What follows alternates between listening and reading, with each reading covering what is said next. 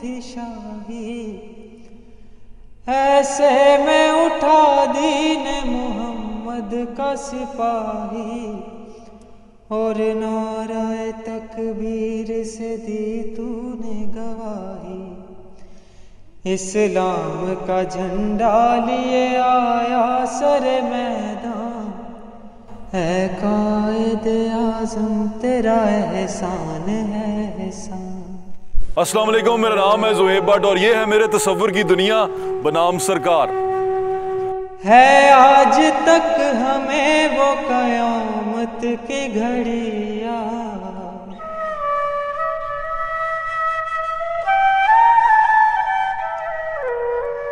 میت پہ تیری چیخ کے ہم نے جو کی فریاد،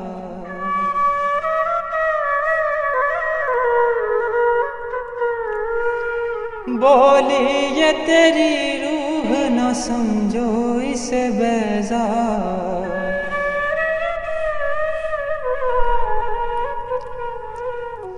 اسلام زندہ ہوتا ہے ہر کربلا کے بعد، اسلام زندہ ہوتا ہے ہر کربلا کے بعد، گر وقت پر ملک پہ ہو جائیں گے قربان، ہے قائد اعظم تیرا احسان ہے۔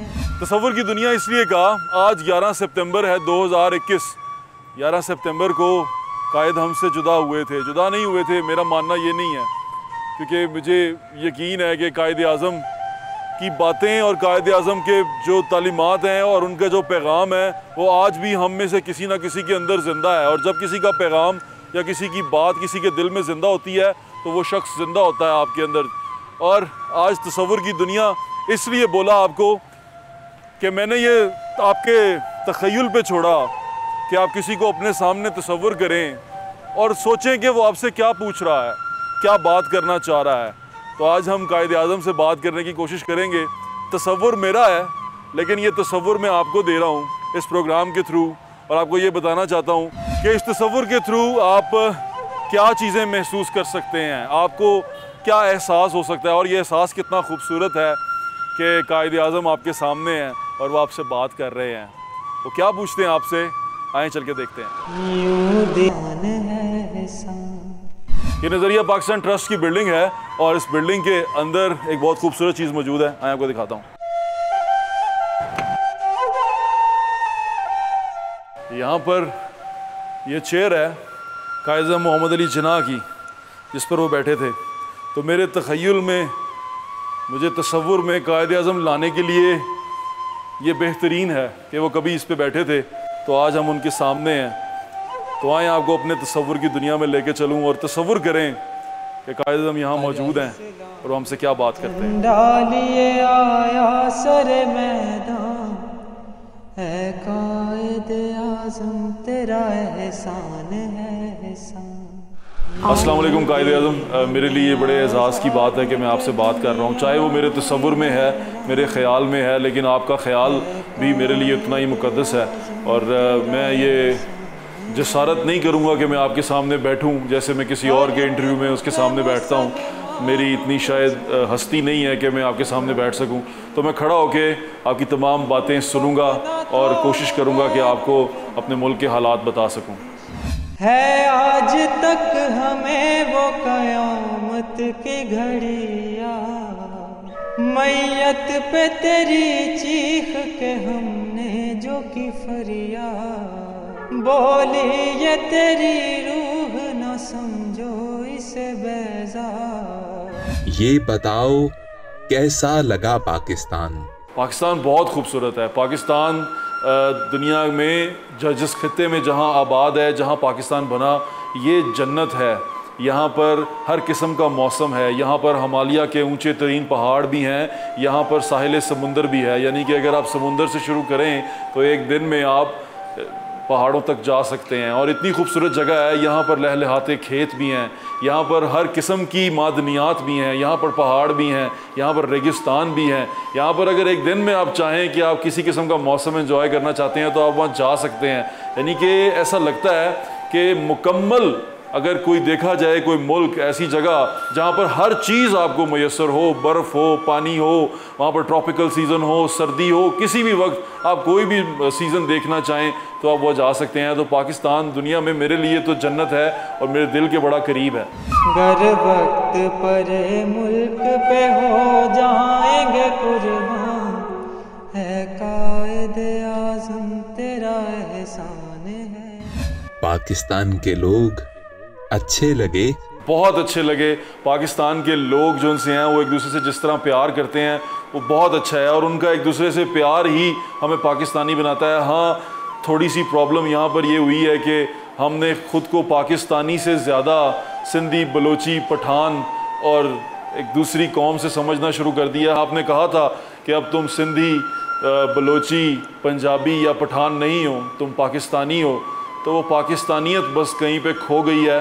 ویسے لوگ بہت اچھے ہیں، کبھی کبھی تھوڑا سا ذاتی کسی بھی انٹرسٹ کے لیے اپنے دوسرے بھائی کو نقصان کر دیتے ہیں، پر پھر بھی مجھے ایسا لگتا ہے کہ دل میں کہیں نہ کہیں ان کے دل میں یہ احساس ضرور ہوتا ہے کہ ہم نے غلطی کی ہے.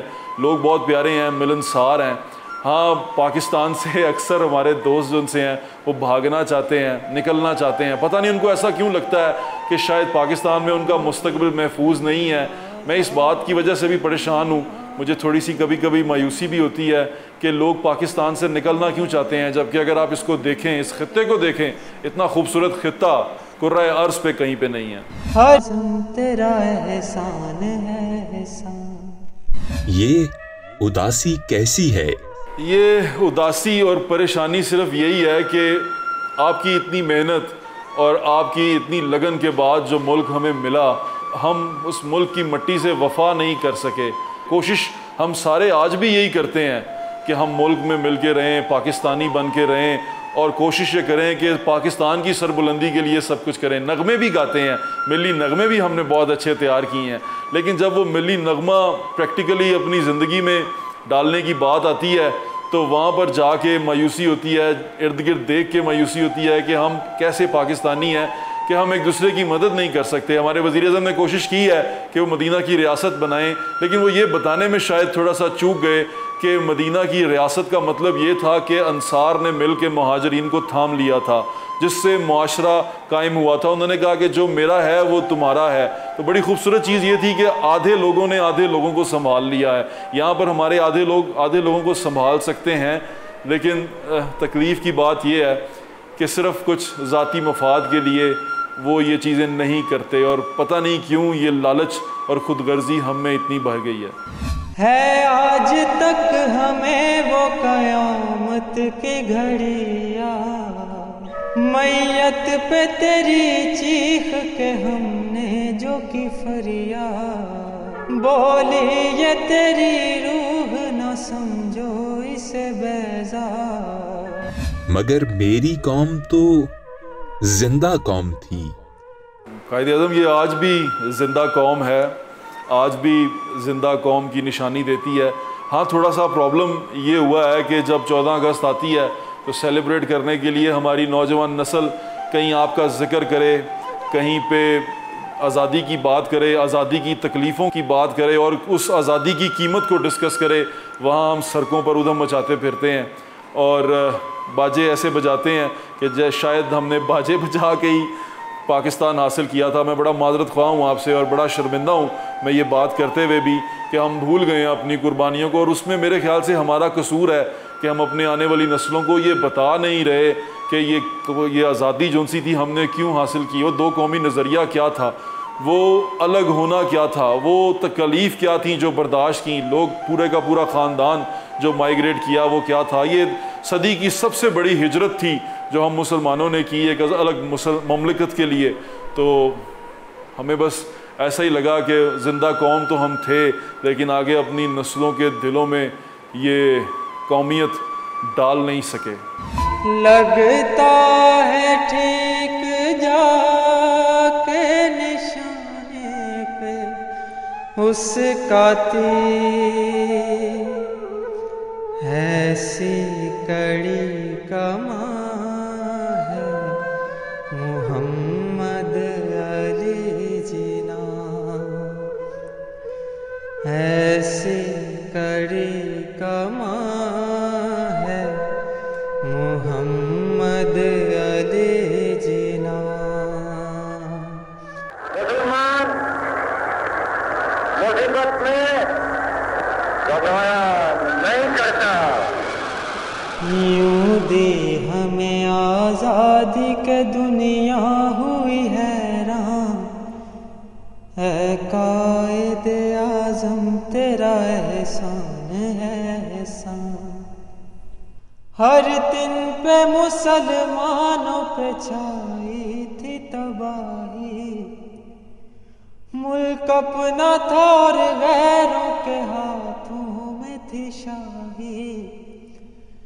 ایسے میں اٹھا دین محمد کا سپاہی اور نعرہ تکبیر سے دی تو نے گواہی. اسلام کا جھنڈا لیے آیا سر میدان. اے قائد اعظم تیرا احسان ہے احسان. یہ بتاؤ اتنے پریشان کیوں ہو؟ پریشان صرف مستقبل سے لوں، اور مجھے پریشانی اس بات کی بھی ہے قائد اعظم کہ کل کو جب ہم آپ کے پاس آئیں گے ہم کیا منہ دکھائیں گے آپ کو کہ ملک کے ساتھ کیا کر رہا ہے. میری بڑی کوشش ہے قائد اعظم کہ ہم ملک کے اندر مل جل کر رہیں، ایک دوسرے سے پیار کریں. مجھے یہ بھی یقین ہے کہ اس پروگرام کے تھرو جو لوگ سن رہے ہیں دیکھ رہے ہیں ان کو بھی احساس ہوگا کہ قائد اعظم کو کیا منہ دکھائیں گے، کیا منہ بتائیں گے کہ کتنی مشکل سے لیا گیا ملک جون سا ہے اس کا ہم نے کیا حال کر دیا. جبکہ آپ ہی نے کہا تھا کہ یہاں معدنیات ہیں، یہاں خام مال کے ذخائر موجود ہیں. قائد اعظم بے شک وہ آج بھی موجود ہیں، لیکن افسوس صرف اتنا سا ہے کہ وہ خام مال کے ذخائر، وہ تمام معدنیات آج ہم استعمال نہیں کر پا رہے. آج ہم گندم تک باہر سے منگوا رہے ہیں، آج ہم کھانے پینے کی اشیاء تک پاکستان کے باہر سے منگوا رہے ہیں، جس کی وجہ سے زر مبادلہ میں کافی پریشانی کا سامنا ہے ہمیں. ہمارے وزیر اعظم کوشش تو بہت کر رہے ہیں کہ وہ سب کچھ کریں،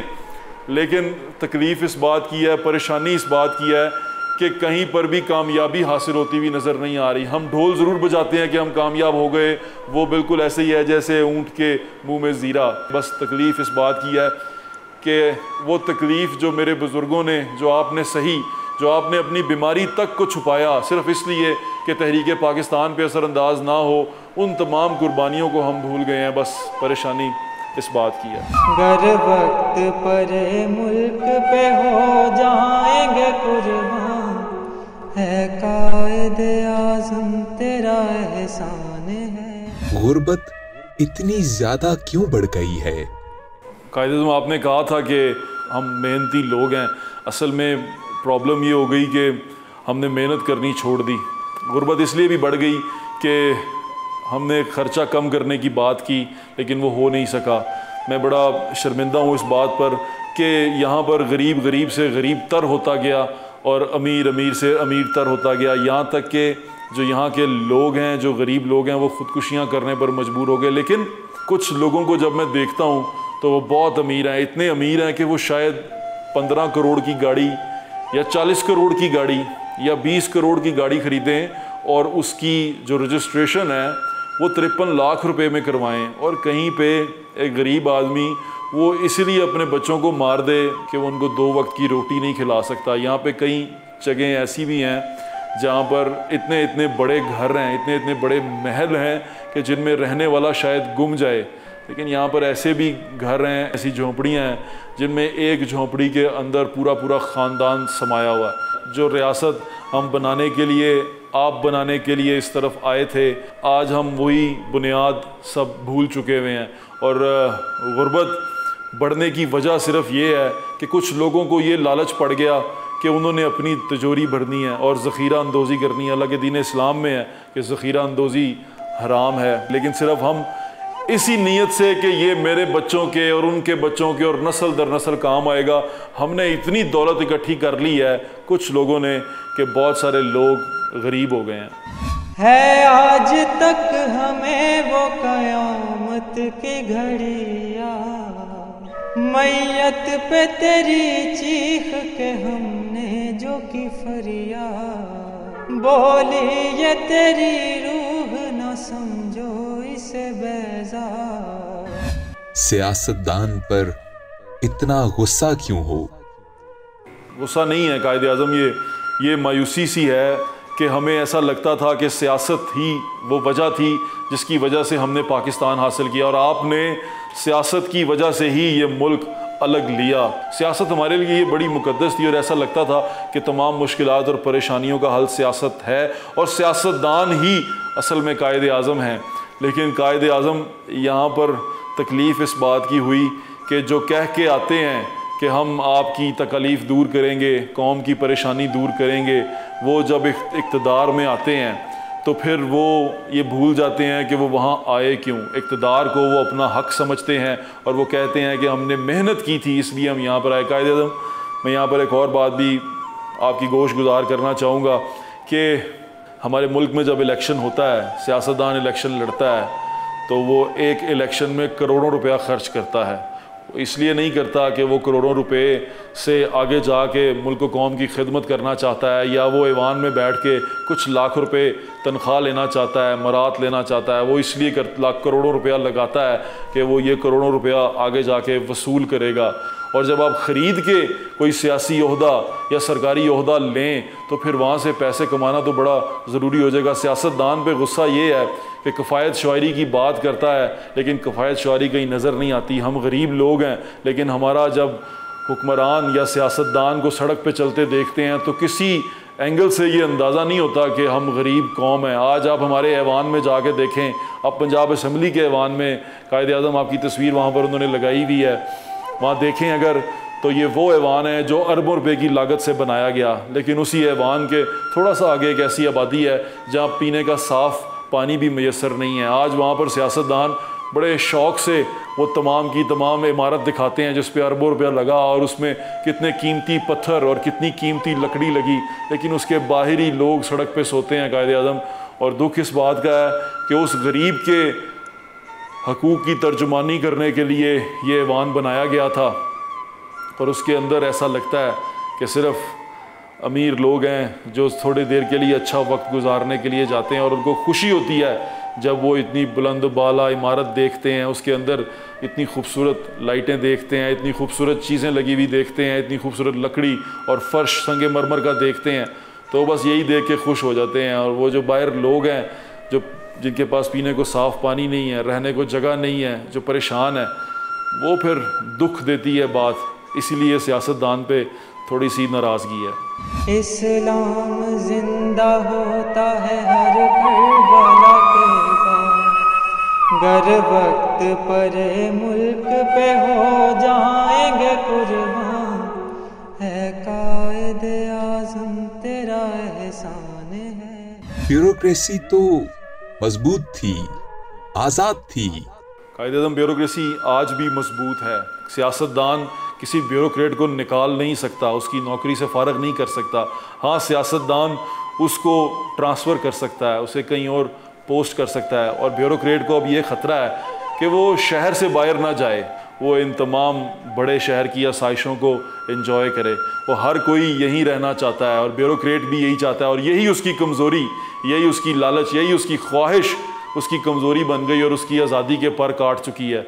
और ब्यूरोक्रेट जिसको आप आज़ाद और मजबूत करके गए थे, वो खुद ही अपने हाथ काट के दे चुका है, सिर्फ इस लालच में कि वो किसी ऐसी जगह पे जाना नहीं चाहता जहाँ पे उसे सहूलियात ना मिलें, जहाँ पे उसके बीवी बच्चे उससे दूर हों। वो ऐसी जगह पे जाके काम नहीं करना चाहता। ब्यूरोक्रेसी आज भी मजबूत है, जहाँ कहीं खड़ी होना चाहे मिल के खड़ी हो जाती है। लेकिन जब कहीं अवाम के हकूक़ की बात आए या काम करने की बात आए तो सरकारी मुलाजिम हम पे आज भी ईस्ट इंडिया कंपनी वाला सलूक करता है और आज भी साइल ब्यूरोक्रेसी या ब्यूरोक्रेट के दरवाजे के बाहर ऐसे ही खड़ा नज़र आता है जैसे आपके दौर में मुसलमान किसी गोरे के दफ्तर के बाहर खड़ा नज़र आता था। तकलीफ़ ये है। लगता है ठीक जाके निशाने पे उसका तीर, ऐसी कड़ी कमां है मोहम्मद अली जिना, ऐसी कड़ी कमां है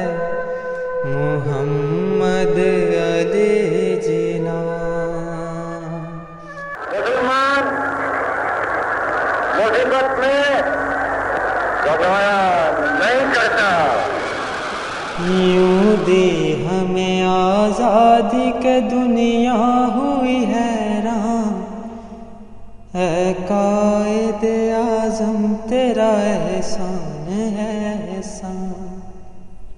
ہر دن پہ مسلمانوں پہ چھائی تھی تباہی، ملک اپنا تھا اور غیروں کے ہاتھوں میں تھی شاہی، ایسے میں اٹھا دین محمد کا سپاہی، اور نعرہ تکبیر سے دی تو نے گواہی، اسلام کا جھنڈا لیے آیا سر میدان، اے قائد اعظم تیرا احسان ہے احسان۔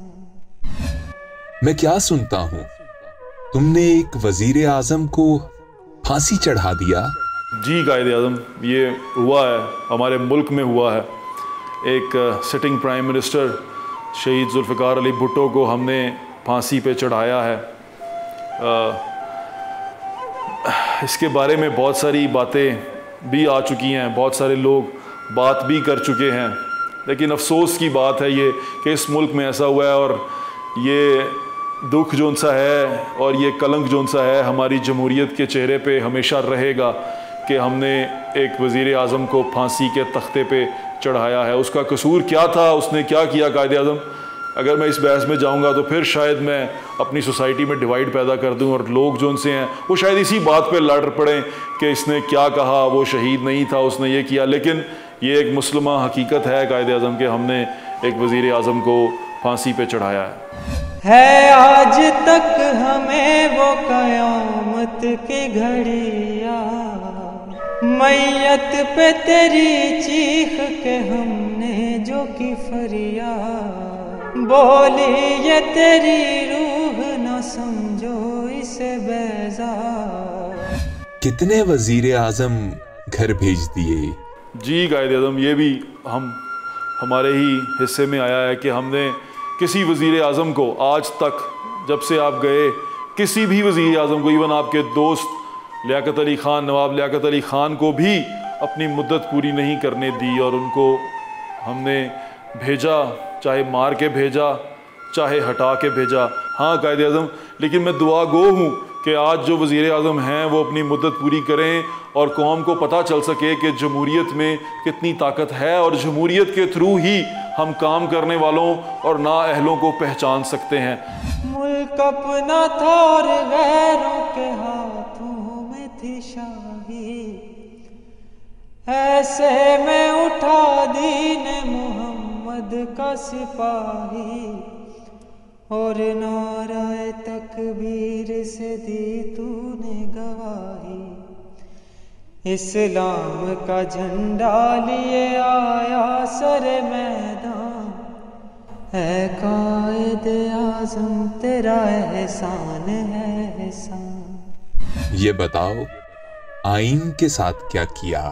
ہم شرمندہ ہیں کہ ہم نے جو کچھ کیا، لیکن کہیں جگہ پہ بہت محنت کی، آئین کو ٹھیک کیا، درست کیا۔ آپ کے جانے کے بعد ایک خوبصورت آئین بنایا، ایک قانون ساز اسمبلی بنائی، لیکن پھر کہیں پہ ہم میں سے کسی کو ایسا لگا، کسی سرکاری ملازم کو ایسا لگا کہ سیاستدان ٹھیک کام نہیں کر رہے اور وہ کرپشن کر رہے ہیں، تو اس ایک انسان کو جو لگا تو اس نے تمام کا تمام آئین لپیٹ دیا، کافی دفعہ لپیٹ دیا، اور شاید یہی وجہ ہے کہ ہم ترقی کی طرف جا نہیں سکے۔ آج تک ہمیں یہ پتہ نہیں چل سکا کہ کون محنت کر رہا تھا، کون نہیں کر رہا تھا۔ جس سیاستدان سے پوچھیں وہ یہ کہتا ہے کہ ہمیں مارشل لا کی بھینٹ چڑھا دیا گیا، ہمیں آئین توڑنے کی بھینٹ چڑھا دیا گیا، ہمیں کام کرنے نہیں دیا گیا۔ تو ہم نے سیاسی شہید بہت سارے اکٹھے کیے قائد اعظم، آئین کی بے حرمتی، آئین کی پامالی بھی بہت زیادہ کی، جس کی وجہ سے میں دوبارہ بہت شرمندہ ہوں کہ ہم آئین کی پامالی کرتے رہے ہیں،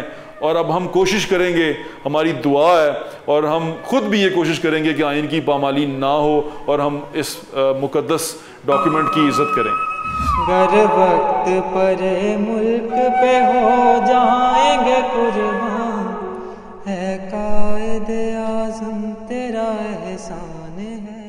اقلیتوں کے ساتھ تو اچھا سلوک کرتے ہو نا؟ جیسے سوال آپ پوچھ رہے ہیں مجھے تو ایسا لگتا ہے کہ زمین کھلے اور میں اس میں دب جاؤں، کیونکہ اقلیتوں کے ساتھ بھی ہم کچھ اچھا سلوک نہیں کر سکے. ہم نے ان کو جس طرح ٹریٹ کیا وہ کھلی کتاب کی طرح ہے. اقلیتیں ہمارے یہاں محفوظ محسوس کرتی ہیں. اب ہم کوشش کر رہے ہیں. ہم ہارے تو ہیں پر ہم مایوس نہیں ہیں. ہماری قوم میں ابھی بھی یہ جذبہ تھوڑا سا ہے باقی.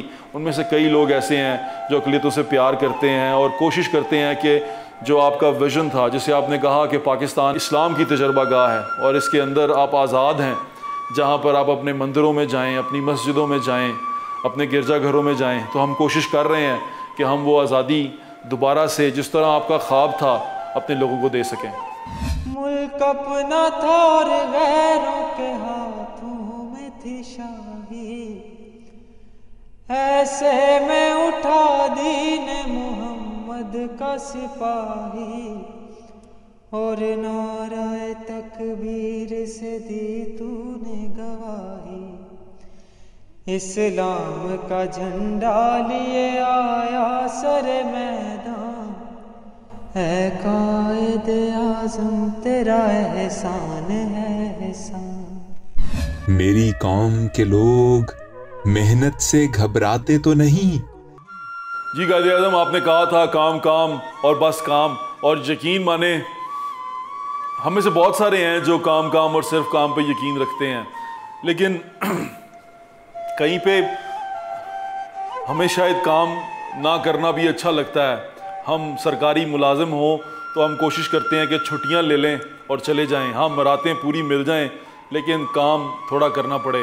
اور میں دوبارہ آپ سے یہی کہوں گا کہ ہم شاید آپ کی دیوی قربانیاں بھول گئے ہیں، آپ کی کئی بھی بات بھول گئے ہیں. ہم وہ بھول گئے ہیں کہ کس طرح ہم بھوکے ننگے کسی طرح گرتے پڑتے اپنے آپ کو کاٹ کے کٹوا کے اس ملک تک پہنچے تھے.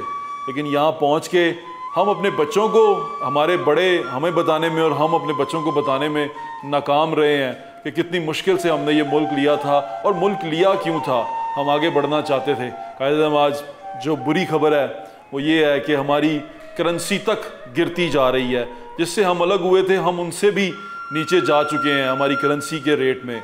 لیکن میں پھر پر امید ہوں قائد اعظم، مجھے پورا یقین ہے کہ اگر اس مٹی میں ہمارے بزرگوں کا خون ہے، ان کی قربانیاں ہیں، تو وہ رائیگاں نہیں جائیں گی. اور میں یہ بھی پر امید ہوں قائد اعظم کہ ہماری قوم جو سی ہے وہ پھر اکٹھی ہوگی. ہم سندھی، بلوچی، پنجابی نہیں رہیں گے، ہم پاکستانی بنیں گے قائد اعظم، اور ہم آپ کو سرخرو کریں گے قائد اعظم. میں دعا بھی کرتا ہوں اور میں یہ کوشش بھی کر رہا ہوں کہ یہ قوم کو متحد ہونے کی ضرورت ہے. جہاں آدھے لوگوں کو سنبھالنے کی ضرورت ہے، یہ سنبھالیں گے قائد اعظم. وہ وقت انشاءاللہ ضرور آئے گا کہ جب میں آپ کے سامنے سر جھکا کے تو کھڑا ہوں گا ادب سے، لیکن میرے دل میں یہ خوشی ہوگی اور یہ ندامت اور شرمندگی نہیں ہوگی قائد اعظم کہ میں شرمندگی کروں کہ ہم یہ کر نہیں سکے. انشاءاللہ قائد اعظم مجھے یقین ہے اور اپنی آنے والی نسلوں پہ پورا اعتماد ہے، اور مجھے یہ بھی یقین ہے کہ ہم ان کو بتائیں گے کہ یہ ملک کتنی مشکل سے ہم نے حاصل کیا اور اس ملک کو ہم نے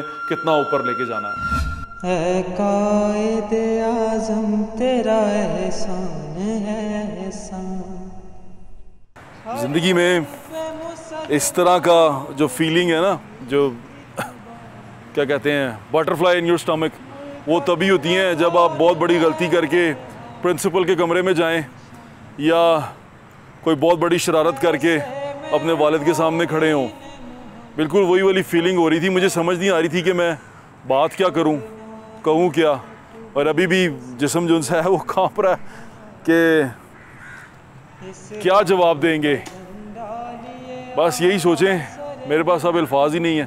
اپنا خیال رکھیں، مجھے اجازت دیں، انشاءاللہ پھر ملاقات ہوگی. اور ایک چیز یاد رکھیں، کام کام اور صرف کام. اور قومیں وہی ترقی کرتی ہیں جو مل جل کے آگے بڑھتی ہیں. اکیلے ترقی کرنے والا صرف اکیلا ترقی کرتا ہے، قوم ترقی نہیں کرتی. انشاءاللہ پھر ملیں گے. پاکستان زندہ باد. ہر ٹک ٹاکر کو اور ہر یوٹیوبر کو یہ شو ضرور دیکھنا چاہیے. 2 صحافی اٹھائے گئے, اس کے بعد سے جو اسپیشلی یوٹیوبرز تھے وہ آپ سے بہت ڈر گئے.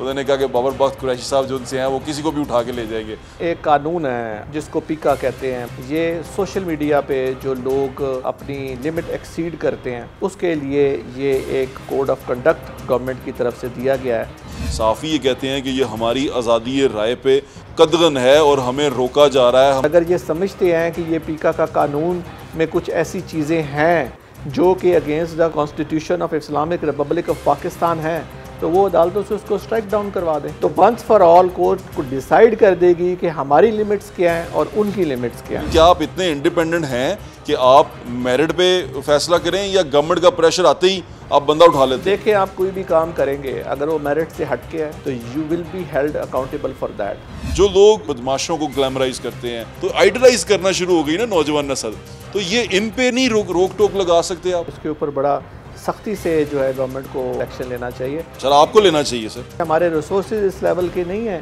کہ ہم آسانی سے دوسرے کیس کو خود ہی ایکشن لے لیں. آپ کے پاس میجورٹی آف دا کمپلینٹس کیسی ہوتی ہیں؟